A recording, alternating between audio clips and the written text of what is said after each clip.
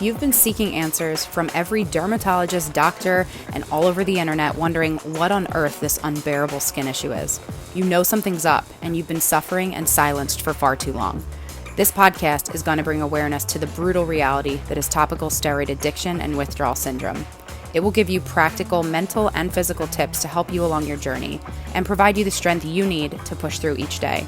You'll hear from real people battling this illness, as well as experts in the field, and I'm also going to share with you what's happening as I battle and conquer TSW. You are not alone, you're not crazy, and you will heal.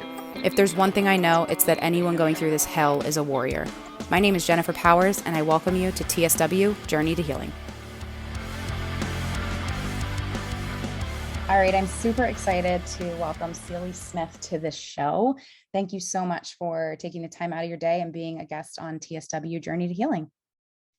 Yeah, thank you so much for having me on. I look forward to sharing my story and getting into it. Awesome. Yes, me too. The brief exchanges that we've had and the conversations that have taken place, I know that a ton of people, especially moms, they're going to get an absolute big value from this. And, you know, both of us being single moms, it's whether you are a parent of one or multiple children, a single parent, or you're in if you have a partner with you, parenting is hard, but obviously understatement, huge, right? But being the biggest advocate for your own child and sometimes questioning more things that you maybe would have if you were just looking out for yourself is something that I think you and I absolutely have in common. So why don't we just get right into it? Why don't you start by saying, you know, a little bit about who you are, where you're from, and your backstory? Yeah, absolutely. So, yeah, my name is Ceally Smith. I'm from the Midwest. I tell people, you know, I'm definitely blended with country and city life. I lived in both and had humble beginnings and grew up with a lot of nature, but also got to do a lot of, you know, sightseeing in the city. I'm in Kansas City, Missouri. If you guys know where that is, it's smack dab in the middle of the United States. So we say that we are literally the heart of America. So yeah, I grew up kind of more country, suburban, and somewhat city life. And you know, I grew up, you know, Catholic, and definitely had a pleasant experience in the church. And my upbringing, I loved my childhood. I was definitely very much more of a very curious child, always being in the woods and those kind of things. So naturally, that type of personality followed me into adulthood and being a mother. I got married and had kids young. My first child was born when I was 20 years old, and my second child was when I was 22. And with all that, I quite literally looking back, I was a baby raising babies. Yeah. And I didn't have the tools that we have today to understand really what it takes to raise a child. And again, like our parents did the best that they could with what they had too, like our ancestors and everything. So I've let go of a lot of like the shame around um, not knowing how to feed my children correctly, or discipline my children differently or more compassionately, or gentle parenting as I do now. So it's just been a huge learning experience as I continue to grow. But a little bit about my background is I actually went to school to be a nurse, switched my major over to pharmaceuticals, and realized very quickly that I was not fulfilled in that path. And quite almost at the end of me getting my degree, I completely pivoted and went to nutrition. And completely dropped all of my medical training to go into nutrition. I did Ayurvedic and holistic nutrition. And then I opened up a company called Organic Meal Prep. And we service all 50 states now, where Wow. we are able to ship meals to people's doorsteps with nutritional food that is organic and sustainable. And that has really been my passion. But how I got involved was my son got really sick. So that's kind of what we're going to talk about today, and kind of how it led me into that. But I am all things natural and holistic, but I definitely have a rule that I live by, which is my 80-20. 80% of the week I have my halo, and then 20% of my week, my horns come out. And I I love that. definitely enjoy my 20% when I have it. I absolutely love that. That's so cool. So thank you for that. And I actually never heard of Kansas City being called the heart of America, but it makes sense. And seems like a good place to be. So I love that. I also, similar to you, grew up Roman Catholic, had a great childhood. So we have definitely a lot in common. I had my son, I mean, I consider it young. I was only 24. So, not as young as 20, but you're right. Babies raising babies. It is, it's crazy when your early 20s, your whole 20s is motherhood, when all your other friends are looking around, they're partying, going out, and you're like, yeah, I'm changing diapers. I'm watching like Bob the Builder, and, Paw Patrol and all the other things. But, really, really cool. And it's so interesting to me that you went for nursing, pharmaceuticals, and just how 180 that went from the pharmaceuticals, to just let's focus on nutrition and health and everything organic. And it's like almost total opposites, if you think about it. So that's very, very cool. It was, I mean, a lot of my colleagues at the time were like, what are you doing? You're Yeah. giving up $150,000 career for something that you don't know if you're even going to make like 50, 60,000 in. Yeah. But it worked out extremely well, and have done very well in the industry. And I actually make more money than most doctors and most pharmaceutical pharmacists. So, I mean, if you're really passionate about it, it's not about the money Yeah, will come. definitely. And for me, it was about helping my son first and foremost, and Yep. me sharing his story just grew my business. Yeah. So and I love that, because if you follow the saying, if you follow your passion, or if you follow a paycheck, it's like, when you do the thing you're meant to do, you follow your calling, you do something that feels right and it's ethical and you can get behind it. The money absolutely will come. So you're proof of that. And that's so amazing. So I'm excited and happy to hear that. And congratulations for all of that and all your success. So talk to me about, talk to everyone who's listening, the story of your son, because it is really, really powerful, the brief little bit that I know. So why don't you share how that happened? Well, my son was born in January. It was wintertime. And, you know, with my first child, I was extremely like on top of like everything, nobody could touch her, and, all the things. I was being extremely sensitive with her through my pregnancy. I was just very much more aware with my pregnancy with my first. With my second, I was very sick from the moment I got pregnant with him all the way up to like my second trimester, which was extremely hard on my body. I actually lost weight before I gained weight. I couldn't even keep down prenatals. So the pregnancy with him was really rough for me personally. And so when he was born, I was already really exhausted from the pregnancy. Yeah. And I didn't realize that. And also I didn't realize a lot of the things that I was growing through at the time was my own deficiencies in nutrition.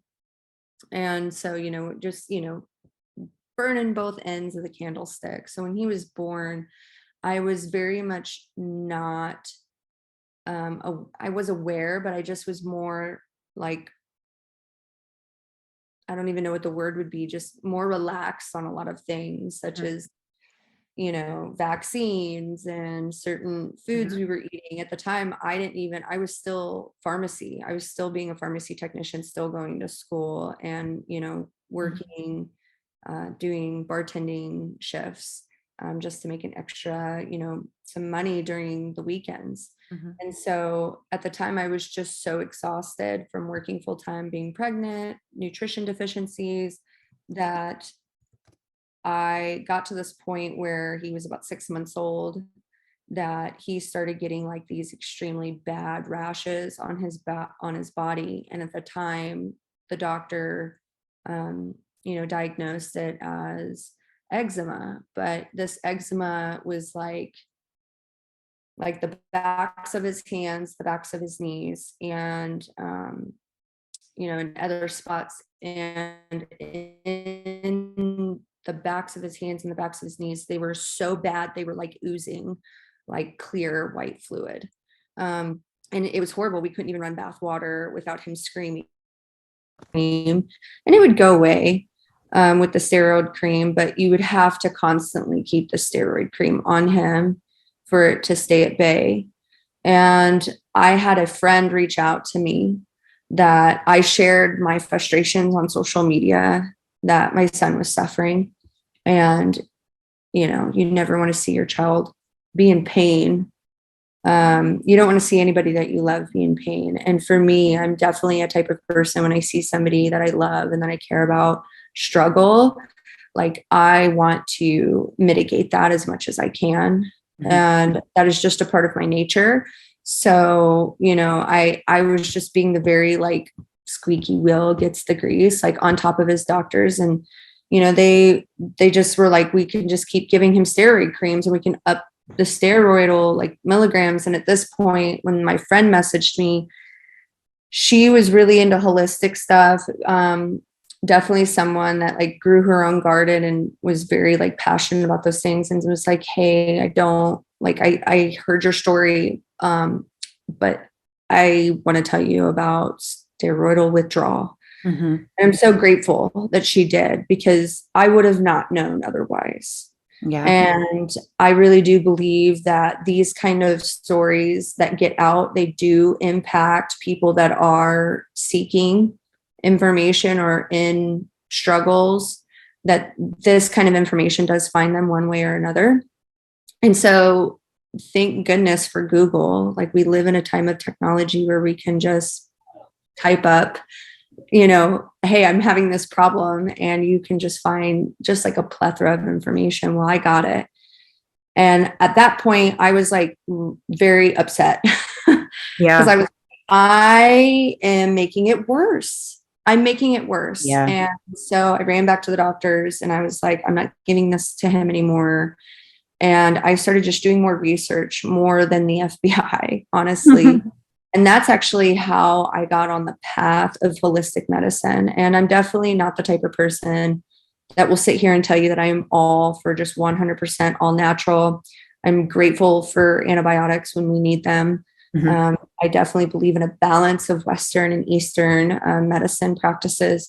But from that moment forward, it was constantly being my son's advocate, to knowing that he could have better, and it was just one layer after layer. So once we went through, you know, the steroidal withdrawal phase, I realized a lot of what he was going through was because he was having nutrient deficiencies and he was having food allergies. And it was just like this rabbit hole we went down. And it literally was like probably a year and a half until everything cleared up. And then, you know, with all of the kind of like damage we've done with antibiotics and steroids and everything like that, even though he wasn't having flare-ups anymore, there was like a nervous system and psychological damage that was done that we needed to start repairing. And we didn't even realize that then. Like hindsight's 2020, me looking back now, he had a lot of behavioral issues, a lot of trauma from going into doctors, a lot of stored trauma from, you know, the things that, you know, you think you're doing the right thing as a parent. But I would have made completely different decisions now, knowing what I know now. And I believe it would have completely mitigated any of the issues that he had to experience as a young infant and child. So with that being said, you know, he's 11 now and he's completely has no flare-ups, no food allergies. I mean, obviously we stay away from like the big ones for us as a family, just because there's no need for it. And we have alternatives that we enjoy just as much as the others. But personally, it's been a journey, and I've, you know, sharing my story about him. The one thing that I've just continued to tell parents is like, don't give up when something doesn't work. Yeah. Keep asking questions, keep finding people that have had things that have worked for them. Like, I've had people try things that I've recommended and it didn't work, but then they found a different story, or they found a different product or a different whatever, and it worked for them. And for me, it was just not giving up. knowing that we would get to a place where it was going to be better. And it has. Like, his life is completely different. Like, doctors were completely just like blown away. Like, after all of his diagnosis and everything he went through, like, they don't even, like, they're just like, how? But the reason why they question how is because they're not educated in those areas. They've been completely brainwashed to think and to train in one way versus the other. Like, if they got their, you know, their degree in Eastern medicine, then they would be teaching in Eastern medicine. So it's been a journey, and I love helping other parents advocate for themselves as parents, but also to advocate for their children. And I get on these types of shows and do these types of interviews because I love empowering other females or parents or whoever it is to know that you're not alone, and that you absolutely have every ability, especially living in America, to find information that works for you and your children. So it has absolutely been a crazy journey, and I wouldn't take anything back for the world through all of it. I've learned so much, but he's definitely in a beautiful place now. So, oh my gosh, so many things that you just said, so good, that I want to point out. And one of the things, like, I totally agree with you. When you're saying you kind of have that mom guilt where you're like, God, I was just trying to do the right thing and follow the rules or follow the guidelines or the recommendations of these doctors, because I'm not a doctor. So why wouldn't I trust somebody that's supposed to know more about this than I? But then you do that. And my mom definitely has major guilt for me having to suffer through this for 30 something years, not TSW for 30 years, but being on steroids for that long. And there's a whole piece of that we've really never talked about on the show. And I think that is that the caretaker, or the mother in this case, you have to do a lot of self-forgiveness for yourself, because you must feel so bad. I mean, I see how bad my mom feels, and I try to say, you know, we're all doing the best we can as mothers, and we don't know all the answers, and we don't get it right all the time. But it is really easy to like beat yourself up when your baby is like suffering and you thought you were doing the right thing. So how was that for you? Like, to forget, if there's other, you know, parents listening to this right now and they're like, oh my gosh, I did this to my kid, you know, how do you work on that road of forgiveness with yourself? Well, for me, it's a simple thing. I'm not a doctor. I didn't go to school to be a doctor. You know, when we go to these people that we've been told to trust, we listen because we've been told to trust these people. So it's more of just really saying, I just didn't know. Like, you just didn't know. Like, and almost having like that childlike, like, you're not going to be upset with a child Right. doing something wrong when they had no idea, you know, and you have to kind of give that same love to yourself, and you have to almost be childlike in that. Now, obviously, if you did know and you made those decisions to still go through it, then, you know, if you've got guilt, then I absolutely think you should go get a therapist and work things out. But I give myself a lot of grace in those things, because, you know, I'm only one person. And, you know, I don't have all the answers, nor do I want all the answers. It humbles me to even not have all the answers. But for me, the guilt came on in a way that came up more as like rage for me. Very, like, very angry with, like, almost like that I was naive in a way. Like, I was like, I'm pissed. Yeah. That this has been pushed on me. But then I started thinking of like all of the other people in the world. And I'm just like a definitely like very much of like an advocate for just people. So like, I just really felt rage for that. And in that, I actually had to channel that into helping my son. So I just would say, you know, if you're having grief or if you're having those types of feelings come up, like, channel that into going, I'm going to do better. By apologizing, or, you know, maybe in this instance, like for me, I was like, I'm going to make sure he's comfortable. I'm going to make sure that he, you know, every step of the way, I'm going to be there.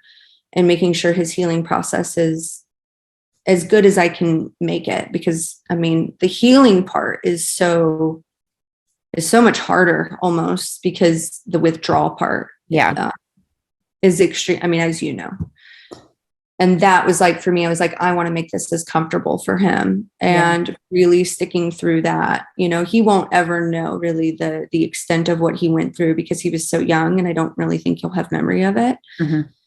But, you know, he does talk about it a little bit, which is really interesting. And he does advocate for, like, you know, certain things in the health world as a child, which is great. That's so great. It is really great when he does start talking about it, because I'm like, you're such a little guy. It's such a proud mom moment. There is that like, okay, well, there's some good that's came from it. So yeah, definitely. Guilt is a powerful emotion. It's not a bad emotion. I would just say channel that into, you know, it being something really powerful and healing. I totally agree with that. What would you say? Because I love when you said you've researched more than the FBI. I can totally feel you on that. What, you know, to the mom or the parent or the dad, someone listening right now that wants to be the biggest advocate for their child, is learning new information, like tuning into this show or just learning other things. Maybe their child has some other kind of issue.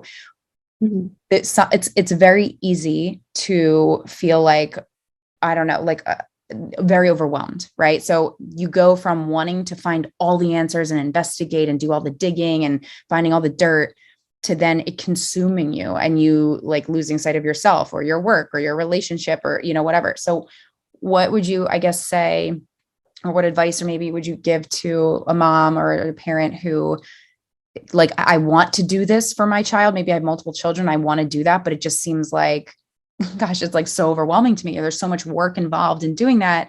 And it seems easier to just trust your doctor, but then God forbid certain things like this tragic thing that could have been prevented, you know, this happens all the time. And it's not just with steroid creams. It happens in other things. You know, you brought up other medicines too. So what do you, because this is a question that I struggle with myself, because ever since going through this, even before this, you know, you turn like your late 20s, your early 30s, and you're like, I actually, like, health is the number one most important thing.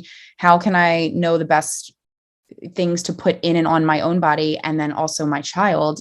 It seems like this never ending quest of finding, you know, it's one of the, I don't know if you feel this way, but it's like one day you hear, okay, drink, you know, half your body weight in water every day. And then they're saying, oh, all the water is contaminated. So now you need to invest in this crazy expensive water machine. And then you go drinking a glass of red wine, you know, a little bit every night is good for the blood. It's got antioxidants. And you're like, nope, not good. It's good. So it's just like, there's every single thing under the sun, and there's two sides to, it seems like, everything. So to the parent that's like, just tell me what the right thing is, because I don't want to mess up when it comes to my kid.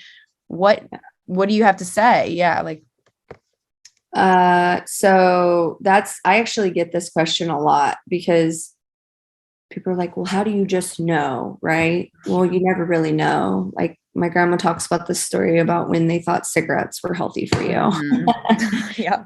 You know, and I think it's more of being in tune with who you are and what's important to you. So, like, you know, for some people it's religious, moral, you know, things like, you know, I'm a Buddhist and we don't vaccinate and we don't believe in certain medical things. And other people would be like, why would you not vaccinate your children? Well, for me, my beliefs and the awareness that I have for me and my family, that's not what we choose to do to our bodies. It's not an argument. It's just, that's what makes sense for me. Yeah.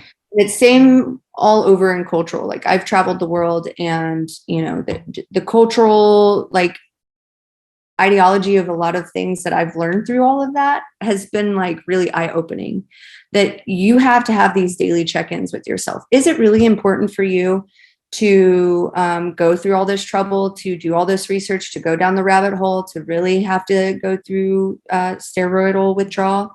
The answer might be no. And it might be easier for you just to go to the doctor and continue to buy your steroidal cream.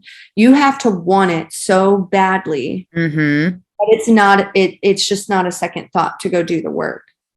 And it same goes for people that are like, I really, really want to do this, but I'm so overwhelmed. I just need someone to hold my hand through the process. Mm-hmm. And that's where you have people like you and people like me and people that are, you know, we're up to hire, where you can have us as coaches, or you can have us as, you know, advocates with you in the process of it.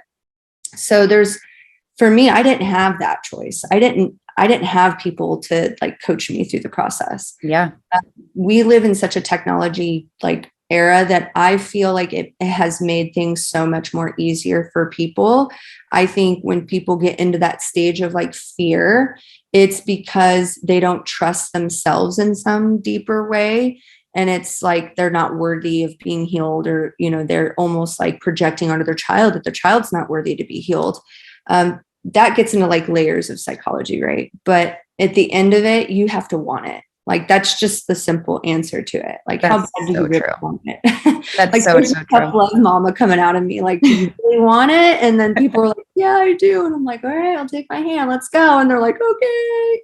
So true. It's like, wow, it wasn't that big of a deal, or it wasn't that challenging. Sometimes you just have to like push them off the edge of the cliff for them. Yeah, you're so right. I mean, there's plenty of times where going through TSW, obviously I didn't have it going through that as a child, but as an adult and in our like support group, there's so many people that are like, God, you know, let me just go back on the darn thing, because this could just go away. This suffering could go away.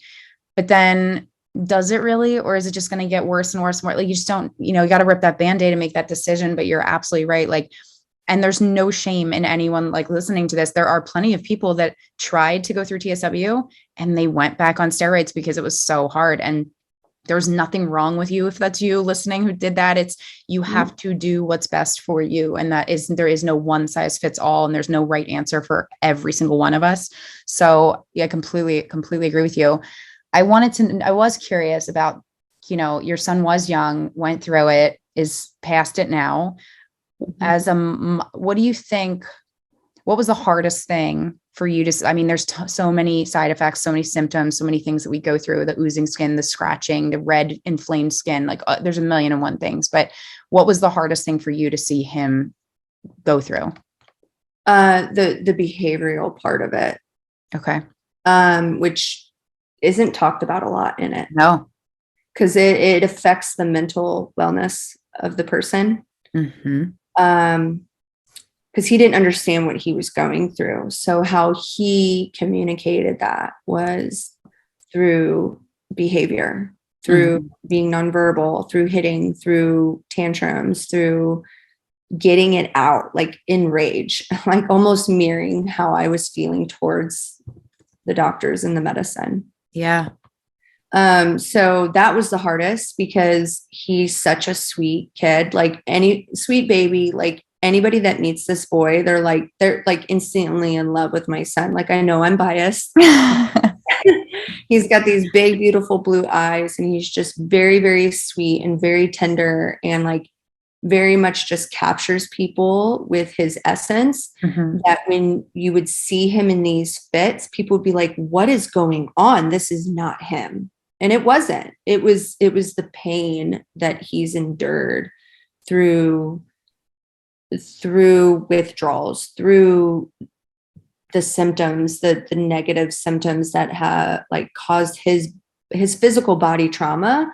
But in that physical pain that he was experiencing, there was residual after. Even after the flare-ups went away, after it all settled and the dust settled, the nervous system was storing the trauma.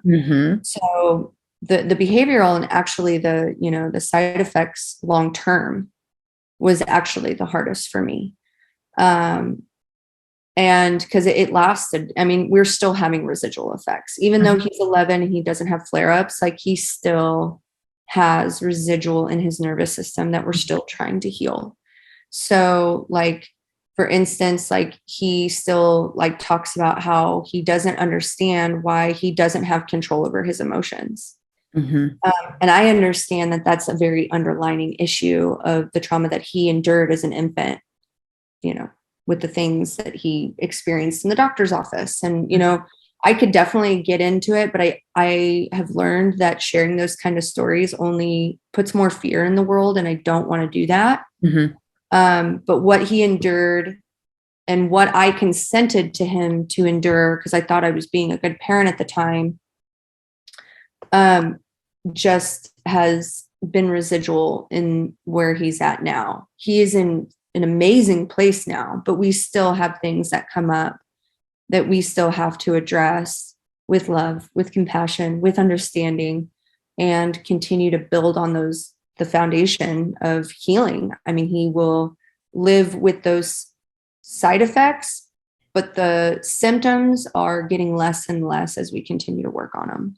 That's awesome. I'm just so happy to hear that. It's always hard. It's hard enough when you see anyone, adults, people you love going through it, but when you see children, it is the most devastating, heartbreaking thing. So I'm so glad to hear that he is doing so much better. What just for those parents that are taking care of, whether it's a spouse or whether it's their child going through something like this, because I know it's a lot for the caretaker too. It's really, really difficult on so many levels. What did you find? And I, it's not going to be the same for an adult versus a child, but what did you find like really helpful for him, like that you were able to provide for him while he was going through this, while he was healing? Was it, a lot, quality time, or like getting his mind distracted from what was going on? Or was it kind of talking about it and addressing what was going on? Or, what are some of the things that you did together to kind of help him through it? So my son is on the spectrum. So there is that dynamic as well through all of this. And as we all know, autism is extremely, very complex. So first and foremost, anybody that is a caretaker out there, that is the most challenging jobs you will ever have in your life. And because not only do you have to, take care of yourself, but you have to take care of this other person that's going through whatever they're going through. And for my son, it was definitely distraction with his favorite things. Like we had favorite toys and favorite shows and favorite books and favorite playtime outside. Like it was distraction. Mm-hmm. But with any child, if you can distract them with toys and noises and music and those kind of things, it does mitigate what they're growing through. So for him, he loved, we would play games. Like it was board games or, games with blocks or like just whatever it was at the time that he really enjoyed. Like he got really fixated on little Einsteins. I don't know if you know. Oh yeah. Baby Einstein. Yeah. He got extremely like fixated on that. And again, that's part of his, him being on the spectrum, is that he definitely has like this where he gets very fixated on things. Mm-hmm. And that really pulled him through a lot. Like he would be, going through withdrawals with his skin, and he'd want to like pick or like scratch or whatever. And we would put mittens over his hands so he couldn't do that. And we would come up with these games that he would do with little Einstein and stuff like that. So it was a positive reinforcement. And to this day, he still actually talks about it. He's like, remember that time? Wow. These games. And like, he doesn't have a negative memory of it. He has a positive memory of it. So I think, distraction can be extremely healthy if channeled in the right way. Like people are like, oh, you can always be so distracted. And I'm like, yeah, but if it's used in a way that's healthy, I think distraction is a beautiful thing, especially if people are in pain. It depends on what the distraction is. I love that. That's really great advice. So to respect your time, because I know you're a busy lady and all moms are, and, but I like want to thank you so much for taking this time. And I know that so many people are going to get so much value. You just gave so much great points and wisdom. Is there any like last minute, whether it's a story, an anecdote, a tip, anything for a mom out there or someone that's going through TSW? Because, we didn't touch too deep on it, but the trauma response in the body and the nervous system. I mean, it's so intriguing. It's so fascinating to me. And it is so real, so very real. So I know we hit on a lot of different points, but out of anything, is there any last minute tips or wisdom that you would like to impart on anyone? Yeah, I would just honestly say is you're not going to have it all figured out. Give yourself grace in this process.